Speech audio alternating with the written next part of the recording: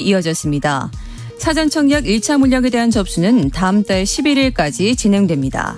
지금까지 정보센터 뉴스였습니다.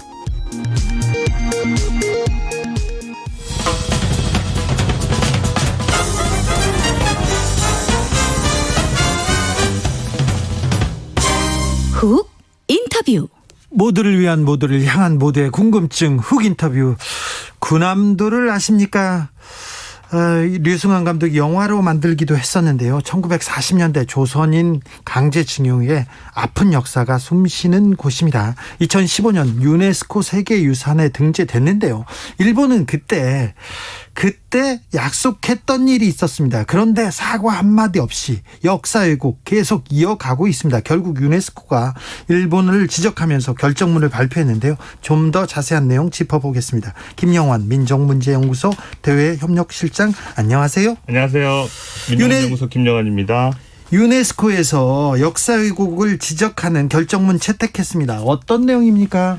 예, 그러니까 지난 7월 22일 제44차 유네스코 세계유산위원회가 열렸는데요. 매년 열리는 행사입니다. 여기에서 일본의 메이지 산업혁명유산 시설에 관해서 2015년에 약속했던 것을 지키지 않고 있다는 것에 대해서 아주 강한 유감을 표현하는. 어떤 약속이었어요? 그러니까 2015년에 저도 그 당시 본회에 있었는데요.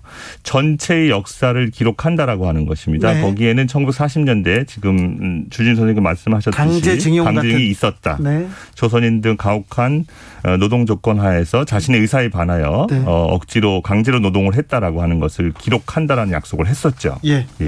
그런데 유네스코에 돈을 가장 많이 내는 나라 중에 하나가 일본이어서 네. 유네스코가 일본한테는 뭐 말을 못한다 이런 네. 얘기가 있었어요. 비판이. 네. 네. 그런데 이번에 유네스코가 일본 정부에 강한 유감을 표명했습니다. 이례적인 반응이에요? 네, 아주 이례적인 반응입니다. 유네스코 회의라고 하는 것이 가령 예를 들면 저희들의 세계유산으로 등재되는 것이 뭐 석굴암이나 수원 화성이나 백제유정이나 이런 거에 이의를 달 일이 없지 않습니까? 예. 그런데 이 유산에 관해서 강한 유감이라는 표현을 쓴 것은 아주 이례적인 거라고 할 수 있고요. 일본 국내에서도 어떻게 보면 외교적 참사라고 일컬 정도로 아주 이례적인 것이라고 할 수 있습니다. 그런데 이것의 의미는 지금까지 일본이 현재의 집권 세력이 역사 부정론, 역사 수정주의의 입장에 서 있지 않습니까? 아베로부터. 예. 이것이 국제사회에서 더 이상 통하지 않는다라고 하는 것을 이번 결정이 보여줬다는 데 큰 의미가 있다고 하겠습니다.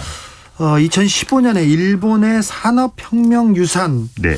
메이지 산업혁명유산을 등재한다 이렇게 했는데 군함도로 상징되는 곳인데 네. 어떤 산업혁명유산이 있습니까? 그러니까 일본이 서양 말고 최초로 산업혁명을 이뤘다라고 하는 것에서 정식적인 이름은 메이지 일본의 산업혁명유산 철강, 조선, 석탄 산업 이렇게 되는데요. 네. 군함도로 얘기되는 하시마, 다카시마 탄광 예. 그리고 일본 최초의 제철소라고 할 수 있는 야하타 제철소 그리고 그밖에 미쓰비시, 나가사키 조선소 등을 포함해서 23개 시설에서 걸쳐서 8개 현에 넓게 분포되어 있습니다. 영화에서 보긴 했는데 군함도 네. 등 그 산업유산에서 네. 강제 동원의 피해 실상은 네. 어느 정도였나요? 그러니까 군함도가 사실은 세계유산 전체에서 차지하는 비중은 그렇게 크지 않습니다. 왜냐하면 네. 메이지 시대에 만들어진 것으로 이들이 한정을 했어요. 안 그러면 강제동원 역사를 이야기할 수밖에 없기 때문에요. 어떻게 보면 일본이 꼼수를 쓴 건데요. 예. 그럼에도 불구하고 이 23개 산업유산 시설 전체에 걸쳐서 강제동원이 된 사람들이 조선인뿐만 아니라 중국인들 그리고 연합군 포로들도 동원이 됐습니다. 예. 그래서 그러한 곳에서 강제 동원이 있었다라고 하는 것이고요. 전체적인 숫자를 보면 조선인만 해도 한 3만 3천 명 정도 네. 그리고 연합군 포로만 해도 5,100명 그리고 중국인 4,184명 정도. 대다수는 또 조선인이었네요? 그렇죠. 조선인이 제일 많았습니다. 아무래도 네. 강제 동원은 저희가 식민지였기 때문에 그렇겠죠. 일본이 메이지 산업혁명 유산을 유네스코에 등재한 이후 네. 일본 정부는 뭘 했습니까? 그러니까 일본 정부는 이것이 등재할 때부터 기본적으로 이 메이지 산업유산 혁명이라는 것이 메이지 유신의 150주년을 기념해서 의도적으로 한 것이거든요. 네. 그래서 이 약속을 지키라는 권고가 있었기 때문에 2년에 걸쳐서 2번에 걸쳐서 권고 이행 보고서를 제출을 했고요. 또 거기에 핵심적인 도쿄의 산업유산 정보센터라는 것을 설치를 했습니다. 네. 그래서 자신들은 권고를 충분히 이행하고 있다, 따르고 있다라는 걸 계속 주장해 왔지만 사과나 진실 네. 거기에 대해서는 실제로 그 내용을 보면 정반대의 내용이었고 그것이 이번 결정문으로 나타났다는 것이죠. 유네스코 결정에 좀 일본이 당황했을 텐데 일본 정부의 입장은 어떻게 됩니까? 뭐 똑같습니다. 자기들은 약속을 충실히 이행했다. 그리고 이 약속을 하나도 안 지켜놓고 그렇죠. 이행했다고요. 이행했다고 얘기를 하고요. 일본은 좀 이래요.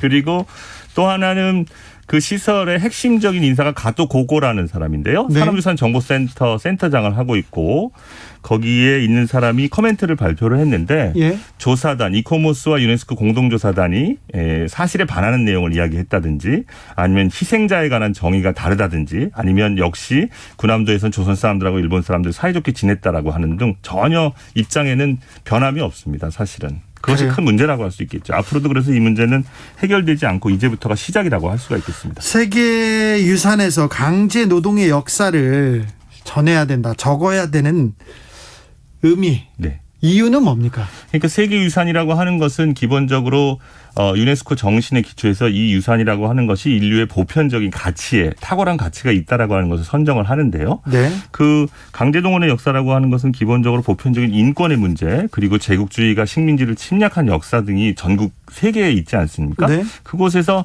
다른 나라들은 전시를 하고 있습니다. 그러니까 당연히 일본도 거기에 대해서 전체 역사를 기록해야 한다. 강제동원의 역사를 사실대로 한 줄만 쓰면 되는 건데요. 그걸 안 하고 있네요. 아우슈비츠 수용소도 세계유산으로 등재돼 있죠? 그렇죠. 거기에도 독일은 이 역사에 대해서 반성하고 예. 그 역사의 진실을 적어놓고 있죠. 예, 아우슈비츠 유적은 뭐 정확하게는 폴란드의 유적이기 때문에 네, 폴란드는 기록을 하고 있고요. 네. 독일이 강제 노동을 한 탄광들이 있습니다. 네. 졸포란이라든지 루르 자르탄전이 있는데요. 거기에는 1, 2차 대전 때 그런 강제 노동의 역사가 있다는 걸 기억을 하고 있는데 이것에 대해서도 사실은 독일 내에서도 부족하다라는 이야기가 있을 정도예요. 독일은 부족하다고 얘기하고 얘기하죠. 있는데 예. 일본은 이것을 부정하고 있죠. 이제 강제 노동의 역사라고 하는 것을 한국 사람들이 증언하는 것은 거짓이다. 잘못됐다라고 하는 거죠. 아니, 이 일본의 거짓, 역사 왜곡을 일본 내에서 이러면 안 된다 하는 사람들도 있을 거 아니에요. 그런 대단히 지식이 많이 있죠. 있어요? 있습니다. 저희들이 이 문제 강제동원 문제 해결을 위해서 민족문제연구소가 한 20여 년 이상 활동을 해왔는데요. 네. 일본의 시민단체가 없었으면 같이 못했습니다. 그분들은 전후에 자신들의 지역에서 실제로 있었던 강제동원의 역사를 발로 뛰면서 다 조사를 했고요. 저희들이 이 문제에 있어서도 계속해서 같이 연대해서 대응을 해오고 있습니다. 국민의힘 의원들이 유네스코의 권고이행을 촉구하는 결의안 국회에 제출했는데 이 부분은 어떻게 보십니까? 그렇습니까? 그럼 저는 적극적으로 환영할 일이고요. 국민의힘도 이런 기회에 이 강제동원 문제에 관해서 실제로는 이게 2018년 강제동원 대법원 판결이 있지 않았습니까? 네. 이것도 저희 민족문제연구소에서 사무국을 맡아서 오랫동안 진행한 재판인데요. 네. 이 문제가 지금 한일 관계의 핵심적인 문제라고 하고 있는데 이 문제에 대해서 적극적으로 그야말로 피해자 중심주의에 입각해서 여야당 막론하지 않고 이 문제 해결을 위해서 노력해야 된다고 생각합니다. 민족문제연구소에서 이 문제에 대해서 굉장히 오랫동안 천착하고 있는데 관련해서 어떤 활동 이어가실 건가요? 예, 그러니까 저희가 2015년 본에서 이게 유적이 채택될 때부터 저희들이 거기서 전시를 하고 기록하라고 일본 단체들과 같이 노력을 해왔는데요. 현재 지금 저희들 민족문제연구소가 운영하는 식민지 역사 박물관에서 이 세계유산에서 실제로 강제 동원한 피해자들의 증언만을 전시를 하고 있습니다. 피해자의 목소리를 기억하라, 강제 동원의 역사를 전시하라 하고 있는데요. 이런 전시를 통해서 산업유산 정보센터의 전시가 잘못됐다라고 하는 걸 계속 지적하고 앞으로도 이 전시를 바꿔나갈 수 있도록 저희들이 일본 시민들과 계속해서 노력해 나갈 것입니다. 네티나무님께서 IOC나 유네스코나 다 일본 편인 것 같습니다. 이렇게 의심하는 분들 많습니다. 네, 유네스코가 실질적으로 저희 군함도 유산 이후로 잘 아시겠지만 일본군 위안부 제도에 관한 기록 유산이 있습니다. 그것을 등재하려고 한국, 일본, 중국 등이 노력을 했는데요. 이 룰을 바꿔버렸습니다. 일본이요? 예. 당사자 간의 분쟁이 있을 경우에는 합의를 해야지 할 수 있다. 그래서 등재가 참 멀어지고 있는데요. 저희들이 등재를 할 당시에도 이 채택이 하루 연기됐습니다. 한일 정부 간의 합의가 이루어지지 않아서. 네. 그런데 강제동원의 역사를 인정한다라는 문헌을 발표함으로써 합의가 이루어졌는데 바로 다음날 일본 정부는 부정을 했죠. 합법적인 것이었다고. 민족문제연구소에서 오셨으니까 이 문제도 좀 물어보겠습니다.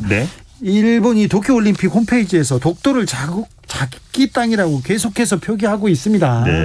이 문제는 어떻게 보고 계신지요? 이 독도 문제에 관해서는 이미 고 노무현 대통령께서 그 유명한 연설로 이미 결정을 지신 바가 있습니다. 1904년 러일 전쟁 때 당시 이후에 맺어진 조약으로 독도가 일본의 영토에 편입이 됐다. 이 독도의 문제는 단순히 영토 문제가 아니라 역사인식의 문제, 식민지 지배를 합법적으로 볼 것인가 불법적으로 볼 것인가 이것에 관해서 이미 말씀을 하신 바가 있고요. 그리고 일본이 생각해 보면 그러한 영토를 접하고 있는 모든 나라들과 영토 분쟁이 있지 않습니까? 러시아, 중국. 네. 이건 무엇을 얘기하냐면 그야말로 식민지 지배, 침략 전쟁의 과거를 제대로 청산하지 않고 있기 때문에 이것이 계속되고 있는 것이거든요. 네. 그래서 이런 문제에 관해서는 단순히 국가 간의 영토 분쟁이 아니라 역사 인식의 문제 차원에서 저희들이 계속해서 이 문제를 일본에게 식민지주의를 극복하고 전후 역사를 청산하라라고 하는 것을 요구해 갈 수밖에 없고 또 일본도 그렇게 해야 된다고 생각을 합니다. 일본은 안 하지 않습니까? 그래도 해야죠. 네. 계속해서 해야죠. 역사 공부도 안 하고요. 네. 만약에 일본이 계속해서 유네스코의 권고를 이행하지 않고 네. 군함도에 대한 역사를 왜곡한다면 네. 어떻게 이 유네스코에서 실제로 유산이 등재가 취소된 예가 올해까지 3개밖에 없거든요. 그건 뭐냐면 너무 난개발이 됐다든지 자기 국가 스스로 이것을 다룰 수 없다라든지 관리를 못하겠다 해서 대단히 힘든 일입니다. 실제로. 네. 그리고 유네스코 세계유산이라고 하는 것은 기본적으로 일본의 그 지자체의 관광산업하고도 연결이 돼 있기 때문에 저희들은 이것을 취소하라라고 하기보다는 네. 실제로 역사를 한 줄 기록을 하라라고 네. 계속해서 일본 시민들과 요구해 나가고 일본 정부에게 이 문제에 관해서 압력을 가해 나갈 생각입니다. 일본 시민들도 우리와 뜻을 같이 하는 시민들이 있습니까? 많이 계시죠. 많이 있습니까? 예, 강제동원 진상규명 네트워크라고요. 전국에서 네. 이 문제를 수십 년 동안 해결하기 위해서 노력하신 분들이 뜻 있는 일본인들이 또 있네요. 그럼요. 4297님께서 일본의 역사 왜곡은 그렇다 치고 네. 우리나라의 친일 언론, 친일 옹호 집단 이건 어떻게 합니까? 미래 후손한테 그냥 넘겨야 합니까? 이렇게 물어봅니다. 네, 이 문제가 정말 심각한데요. 실제로 네. 이 역사 부정론을 일본뿐만이 아니라 한국 내에서도 동조하는 사람들이 많이 있습니다. 반일 종족주의 잘 아시죠? 그렇죠. 거기서 대표적인 저자인 이우연 씨는 실제로 이 군함도 강제노동의 역사에 대해서 일본 산업유산 국민회의와 함께 유엔에 가서 강제노동이 없었다라고 증언을 하신 바가 있습니다. 예. 연구자로서. 네. 지금은 수요 집회할 때 와서 위안부는 매춘부였다라든지 시위를 하고 있어요. 지금도. 네. 그래서 일본과 한국 그리고 램지어 사태에서 볼 수 있듯이 역사 부정론의 국제적인 연대라고 하는 것이 아주 강고하거든요. 거기에 대해서 우리 한국 사회 내에서도 모든 사람들이 관심을 가지고 이 역사 부정론이 더 이상 발붙일 수 없게 계속해서 싸워나가야 된다고 생각합니다. 그럴까요? 네. 네. 자, 친일 언론들이 왜 네, 저희가 그래서 식민지 역사 박물관에서 조선동화 100년 네. 구역의 역사라는 전시를 했습니다. 네. 지금 전시가 끝났긴 했지만 저희 식민지 역사박물관 민족문제연구소 홈페이지 오시면 조선동화 100년의 부역 언론의 역사를 VR로 보실 수 있거든요. 네. 이것도 반드시 저희들이 청산해야 되는 과제라고 생각합니다. 계속해서 저희들은 이 문제를 청산할 수 있을 때까지 추구해 나갈 생각입니다. 네. 조선동화 일본은 네. 친일 부역 언론이었습니다. 부역 언론이었습니다. 네. 저희들의 전시를 보시면 됩니다. 여기까지 듣겠습니다. 네. 지금까지 김영환 민족문제연구소 대외협력실장이었습니다. 고맙습니다. 정치 피로, 사건 사고로 인한 피로, 고달픈 일상에서 오는